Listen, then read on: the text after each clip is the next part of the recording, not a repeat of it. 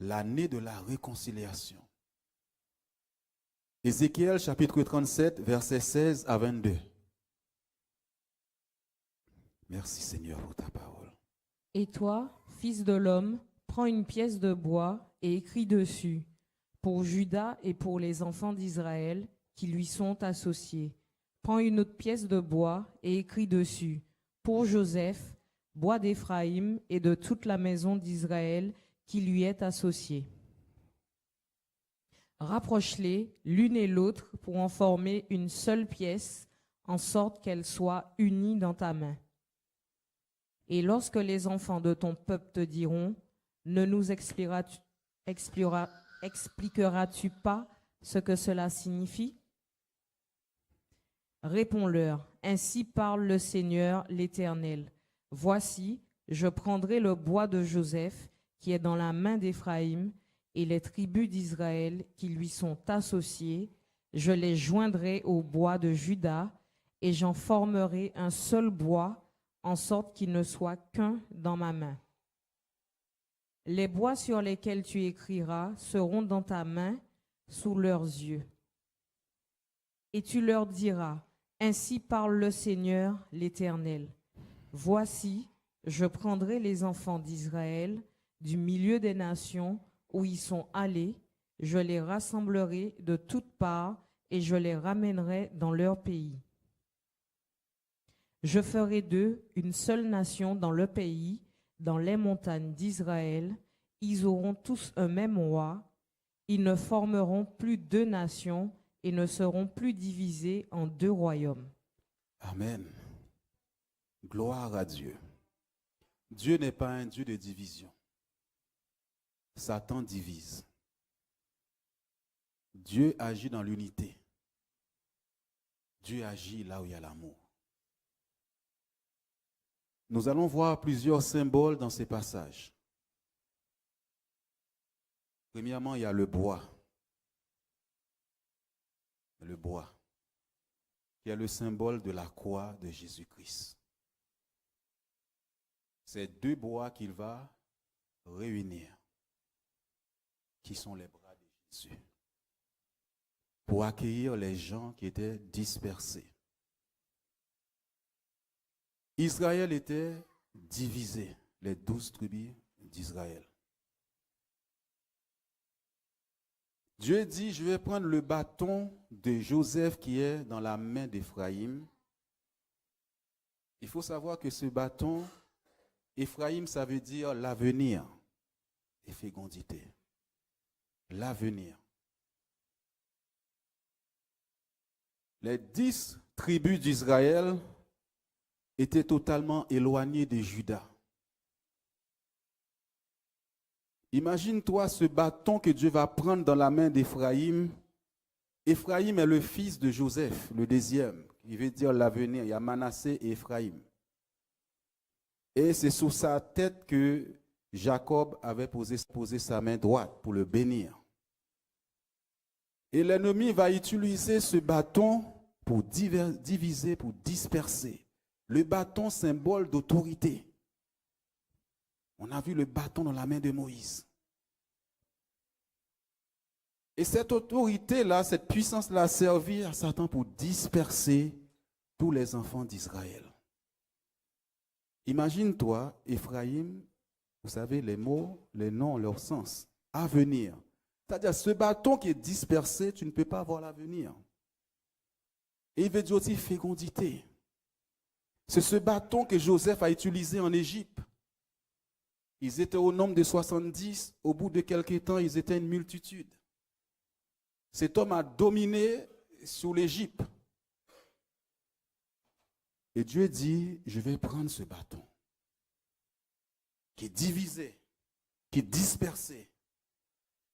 Je vais réunir ce bâton au bâton de Juda. Et ce sera qu'un seul bâton, une seule croix. La croix, symbole d'amour et du pardon, de réconciliation.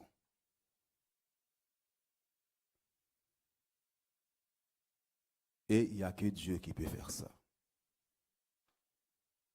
Je vais vous parler d'une situation qui s'est passée dans une famille. je pense que tout au long de l'année, le Saint-Esprit va nous conduire à parler sur ça. L'histoire d'Ésaü et Jacob. Cette histoire est tellement dure. Nous savons que Jacob a volé les droits d'aînesse d'Ésaü.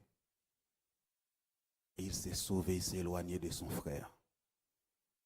Et le frère de Jacob avait une haine dans son cœur, la vengeance contre son frère. J'imagine Ésaü, pour lui, c'était fini avec ce frère, il ne peut plus parler avec Jacob, ce n'est pas possible. La prochaine fois que je verrai Jacob, l'usurpateur, je le tuerai. Vous savez, il y a des drames comme ça dans les familles. Un frère, un autre frère, il y a la guerre.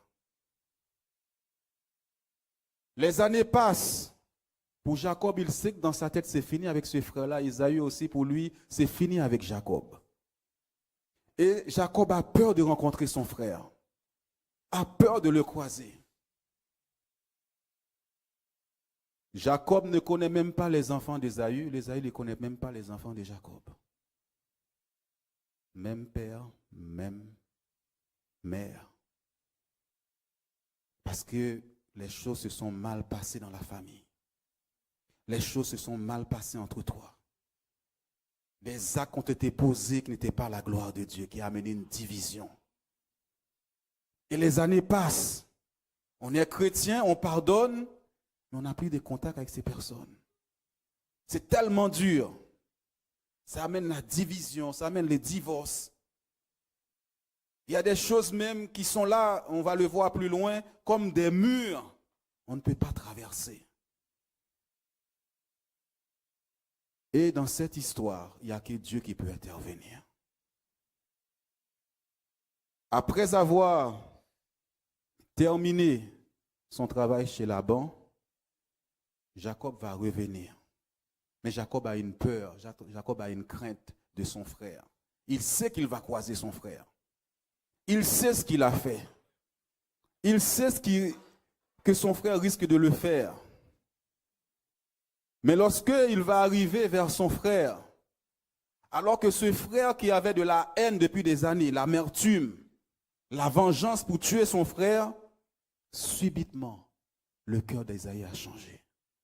L'apaisement. Dieu, qui est Dieu, a changé le cœur d'Ésaü vis-à-vis de son frère. Là où tu pensais que c'était impossible, avec cette personne, ce n'était pas possible que tu lui adresses la parole. Ce n'était pas possible que tu puisses pardonner à cette personne. Le sang de Jésus va parler. La croix va parler. Dieu dit, je vais prendre ce bâton. Vous savez, il y a des divisions qui arrivent. Il y a des choses qui arrivent. Il y a un bâton, l'ennemi qui était là en train de diviser les gens. L'usurpateur qui a volé ce bâton qui parle de l'avenir. Ephraïm veut dire avenir, qui t'empêchait de voir l'avenir, même dans le foyer, même dans le ministère. Dieu dit, je vais prendre ce bâton de la main d'Ephraïm. Il va le joindre ensemble. Là où tu ne pouvais pas marcher main dans la main avec cette personne, tu vas pouvoir marcher main dans la main avec cette personne.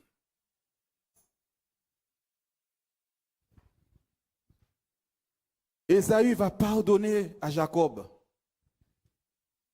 Ils vont s'embrasser. Ésaü va dire, ce sont tes enfants? Je ne les connaissais pas. Ça fait combien d'années que tu ne parles pas avec ces personnes? Tu ne vois pas ta famille. Tu ne vois pas ton enfant. Tu ne vois pas ce mari, cette femme. Où tu es, on va voir plus loin, il y en a qui sont fâchés avec Dieu, qui ont quitté l'église. Mais Jésus, son sang a coulé pour régler ce problème. Il y a eu ce bois du calvaire où son sang a coulé pour réunir toutes les nations, pour rassembler les enfants de Dieu dispersés. Nous voyons l'histoire de Ésaü et Jacob, alors que c'était impossible. Même pour les parents n'ont rien pu faire pour ces deux frères. Les parents ne pouvaient rien faire. Et tu as abandonné. Et on va mourir comme ça, sans qu'on soit réconcilié. Ce qui est impossible à l'homme est possible à Dieu. Ce mari qui t'a fait tant de mal, tu dis, je ne le pardonnerai jamais. Cette femme qui t'a fait tant de mal, cet enfant qui t'a fait tant de mal, et tu as dit que ce n'est pas possible, je ne pourrai jamais lui pardonner, je ne pourrai jamais lui parler. Je pardonne, mais je ne lui parle pas. Le sang va parler. La croix de Jésus va parler cette année. La division va cesser. Dieu est un Dieu de paix, d'unité. Satan arrive même à diviser les églises, diviser les pasteurs, séparer des femmes, des couples qui s'aimaient, des enfants qui sont séparés de leurs parents. Lorsque Dieu, nous voyons le bâton, symbole d'autorité, la croix de Jésus, il y a de l'autorité dans la croix de Jésus-Christ. Il a brisé les malédictions. Il a pris ses malédictions. Il a pris ses péchés. Dieu t'a appelé. Nous voyons les 12 tribus étaient totalement divisées. Et les 10 autres tribus, c'était l'idolâtrie. Il n'y avait qu'une tribu qui appartenait vraiment à Dieu, c'était Judas. Nous savons, Judas, c'est la louange. Dieu appelle David. Dieu met son onction sur David. Il dit, tu vas régner sur Israël. Nous savons que David va mettre beaucoup de temps pour arriver sur le trône parce que Saül était là comme un opposant à David. Il était jaloux de David. Après la mort de Saül, David va monter sur le trône. Mais il ne règne pas encore sur tout Israël. David domine seulement sur Juda. Parce que les autres tribus sont encore rebelles à David. Divisées. Des années, David va régner seulement sur Juda. Ne t'inquiète pas, malgré l'appel de Dieu, malgré ce que Dieu t'a dit, tu as encore un petit troupeau. Ne dis pas que Dieu t'a oublié. Ne dis pas que malgré les rêves que tu as faits, les visions que Dieu t'a montrées, que Dieu t'a oublié. David n'a pas dit ça. Il est seulement sous la tribu de Juda. Après des combats, des batailles, les autres chefs des tribus en Israël, les 10 autres tribus vont venir, les chefs vont venir voir David pour lui dire jusqu'à présent, quand Saül était là, c'était toi qui allais à la guerre pour nous. Nous voulons maintenant que tu règnes sur nous. Là où les gens ne voulaient pas que tu règnes, que tu domines, cette année, c'est eux-mêmes qui viendront te dire, nous voulons marcher avec toi. Ils vont reconnaître ce bâton que Dieu a mis dans ta main, l'autorité qu'il a mis dans ta main. Les 10 autres tribus vont venir vers David pour élever David, pour dire que tu es le roi. Et David va dominer sur tout Israël. Les 12 tribus vont se réunir en Christ. Je ne sais pas pourquoi Dieu a mis ce message sur mon cœur. Dieu est en train de te parler. Peut-être que tu es découragé ou bien tu te dis, décidément, ça ne changera rien. J'ai pardonné, mais je continue mon chemin. Ce bâton a dispersé les autres tribus, alors que tu dois dominer sur toutes ces tribus. Dieu te dit, il va les rassembler. Il va prendre ce bâton. Parce que Jésus à la croix a déjà récupéré ce bâton pour toi, il y a 2000 ans.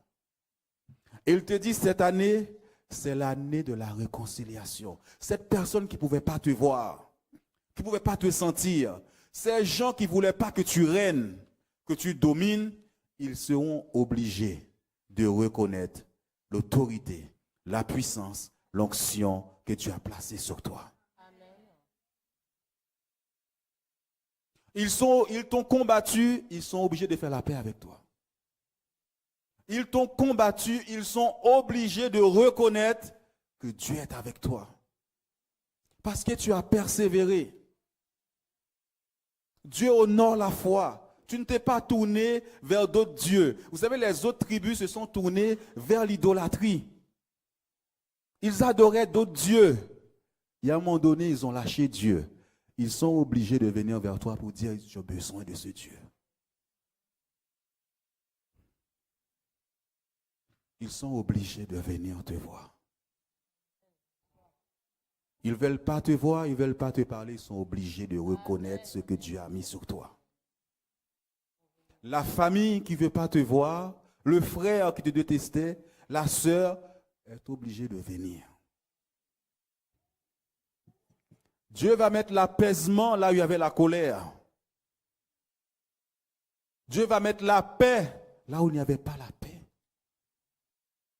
Parce que la croix de Jésus, symbole de l'amour de Dieu. Toi, tu n'as pas à les juger. Tu n'as pas à les condamner. Dieu les aime tout autant.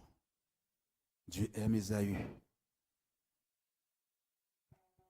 Même s'il a dit, j'ai aimé Jacob, j'ai haï Ésaü. Amen. Ce mur va être renversé. Dieu va briser ce mur de séparation dans le nom de Jésus-Christ. Trop de séparation dans l'église de Dieu.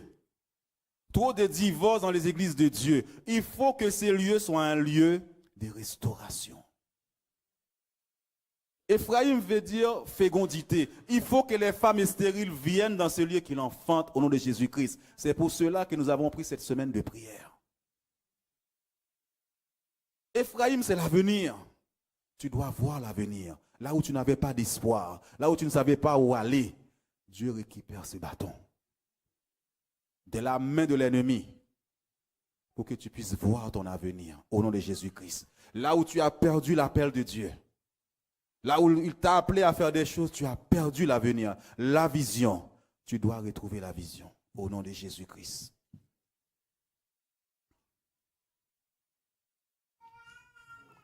Nous allons prendre Éphésiens chapitre 2, versets 13 à 15.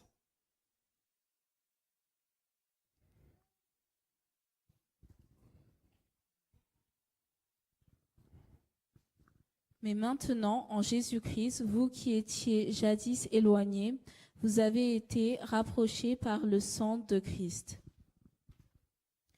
Car il est notre paix, lui qui des deux n'en a fait qu'un, et qui a renversé le mur de séparation, l'inimitié,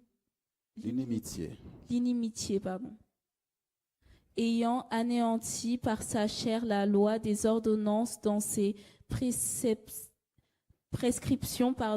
afin de créer en lui-même avec les deux un seul homme nouveau en établissant la paix.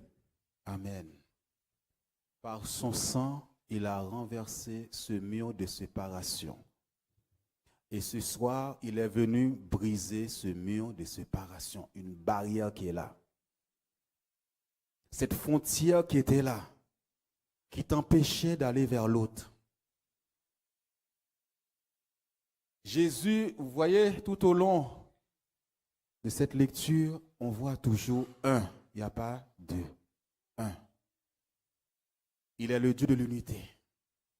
Il est le Dieu d'amour. Toutes les ordonnances, tous les sacrifices qui ont été faits pour diviser, pour détruire, pour placer des murs entre les familles, entre les foyers, les enfants, l'Église, sont anéantis dans le nom de Jésus-Christ. Pour établir la paix, le foyer bouleversé, les enfants bouleversés, éloignés de gauche à droite. Tu ne sais même plus où se trouvent tes enfants. Tu ne sais plus où se trouvent les âmes. Voilà ce que Jésus a dit. reçois tout simplement la parole de Dieu. Ce bâton ne pouvait plus continuer à diviser. Ce bâton ne pouvait plus continuer à détruire. La Bible dit, il vient pour égorger, pour voler, pour détruire. Dieu dit, ça suffit. Trop de couples souffrent et parfois nous faisons semblant. Il n'y a pas la paix. La croix de Jésus est le symbole de l'amour. Je ne sais pas ce qui s'est passé dans les cœurs d'Ésaü. Quand j'ai lu ces passages, j'ai dit, Seigneur, tu es vraiment fort. Tu es vraiment bon. Ce que Jacob a fait à son frère, c'est impardonnable. Le doigt d'aînesse avait beaucoup d'importance en Israël. Mais on voit Ésaü, des années après, qui va rencontrer son frère, qui veut bénir son frère. Ce n'était pas possible. Il n'y a que Dieu qui peut faire ça. Cette personne t'a tellement fait du mal. Tu dis, Seigneur, je ne veux plus qu'il s'approche de moi. Plus. Et d'un coup, tu vois ton cœur rempli d'amour, rempli de compassion. Cette même personne vient vers toi te demander pardon. Alléluia. Dieu est bon. Dieu est merveilleux. Parce que Dieu ne peut pas agir là où il y a la division. Non, Dieu a besoin que nous soyons unis. Dieu a besoin que nous soyons dans la paix. Il n'aime pas là où on est agité, bouleversé. La prière le fait, nous sommes bouleversés, on a peur. Dieu veut qu'il y ait la paix. Tes finances volées, dispersées. Dieu vient te dire, c'est une année de paix. Il faut que tu puisses adorer Dieu dans le silence et normal. Dieu veut rétablir la paix. Vous savez, nos enfants sont là, ils voient les parents qui se disputent. Ils disent, est-ce que nous sommes vraiment des chrétiens? Vous savez, quand nous sommes énervés, quand nous ne sommes pas bien, des fois la colère vient facilement. Il y a des choses qui nous irritent, il y a des choses qui nous font mal et nous avons des comportements bizarres. Parce qu'il y a ce bâton qui frappait. Mais Dieu a parlé. Nous nous sommes accrochés à lui. Nous sommes restés dans la prière. C'est pourquoi je dis, tu dois toujours persévérer avec Dieu. Même quand, je le dis dimanche, même quand tu vois, il n'y a rien qui marche. David est appelé à régner sur tout Israël. Mais il n'a qu'une tribu. Judas seulement. Les autres sont contre lui. Il continue à persévérer. Après, le temps de Dieu est arrivé. Dieu appelle les autres tribus à venir vers David. Dieu appelle toutes les autres personnes même qui t'ont combattu. Ils vont dire, je vais marcher avec toi maintenant. Celui qui t'a combattu, celui qui connaît ta force. C'est celui qui t'a affronté, combattu, qui sait qui tu es. Quand tu te bats avec quelqu'un, c'est toi qui connais sa force, n'est-ce pas? La même chose, ceux qui t'ont combattu en esprit, ils vont dire, nous voulons marcher avec lui maintenant. Les autres tribus viendront et les 12 tribus seront ensemble au nom de Jésus-Christ. Il faut savoir, les 12 tribus, ce sont des frères. Et la division dans la famille, la division. Aujourd'hui, nous sommes le 31. Normalement, toute la famille doit être là. Il faut que toute la famille vienne en Christ, au nom de Jésus-Christ. Nous sommes l'avenir, nous sommes la lumière. Et c'est nous qui devons éclairer la famille. Ils ne veulent pas te voir parce que tu as accepté Jésus. Ils seront obligés de l'accepter. Dans le nom de Jésus-Christ. Dieu va renverser ce mur. Vous savez, il y a des murs aussi raciaux. Vous savez, aujourd'hui, tel peuple croit qu'il est supérieur à un autre peuple, une autre nation, et tu ne veux pas te mélanger. Dieu aime la mixité. Toutes les étoiles diffèrent d'une autre étoile. Pourquoi Dieu les a créées comme ça avec des formes différentes? Et nous, les humains, nous croyons, nous sommes supérieurs, nous sommes plus intelligents que Dieu. Tu dis que tu n'aimes pas telle race. Je ne vais pas me marier avec telle race. Tu mets un mur devant toi. Même si Dieu te dit cet homme-là est pour toi, tu vas dire non, il est africain, je ne veux pas. Dieu dit, je veux renverser ce mur au nom de Jésus-Christ. Il n'y aura plus des préjugés. des gens dans l'église sont racistes.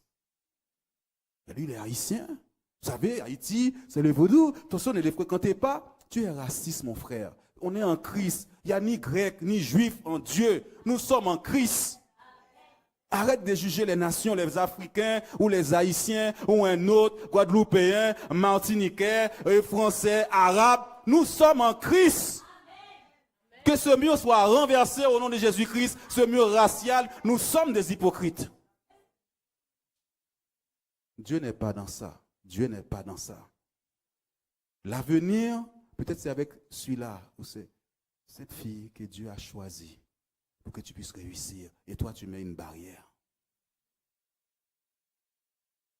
J'aime pas la nourriture de ces gens-là, tu sais. Hein? Dieu l'a lavé, Dieu l'a purifié, Dieu l'a sanctifié. Il est enfant de Dieu. Ces préjugés tombent au nom de Jésus-Christ. Il faut que l'hypocrisie cesse dans l'Église. Le racisme. Gloire à Dieu. Gloire à Dieu. J'entends pas un amen. Peut-être je suis en train de toucher les gens.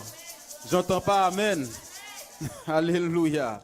Alléluia. Tu dis mon frère, ma soeur, mais dans ta tête tu dis mais lui tu sais il est haïtien.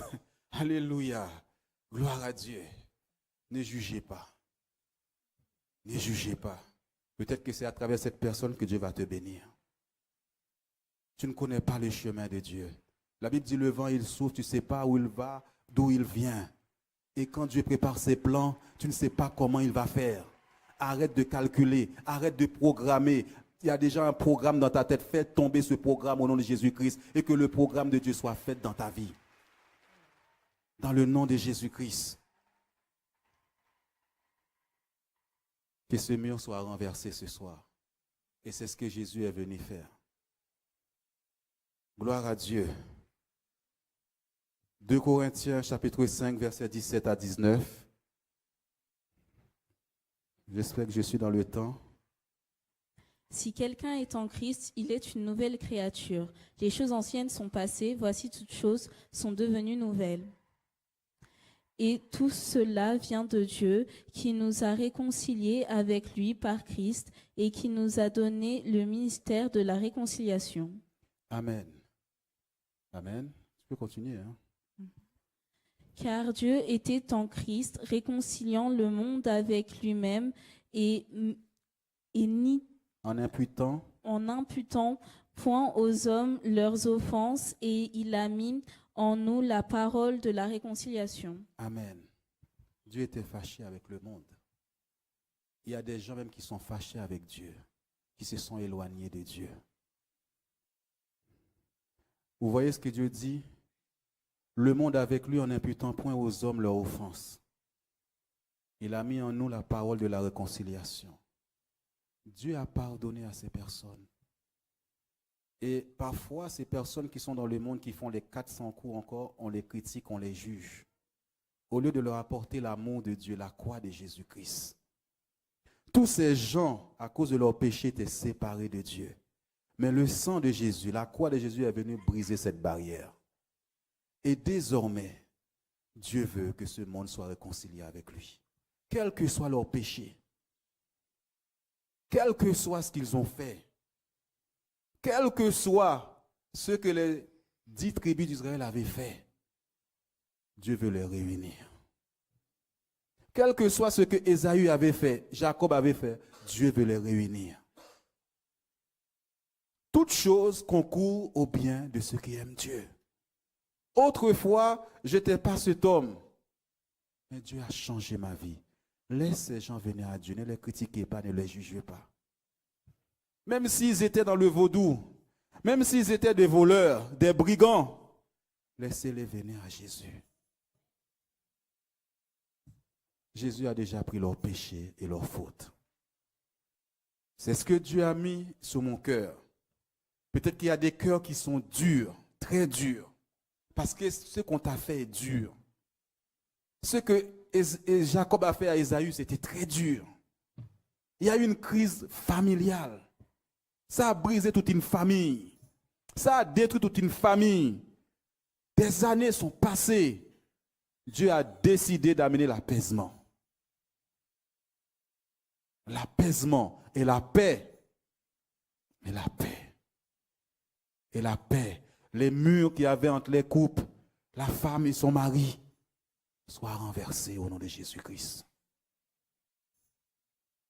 Ce mur qui était là entre toi et tes enfants soit renversé au nom de Jésus-Christ. Dieu est venu prendre ce bâton. Satan est un voleur.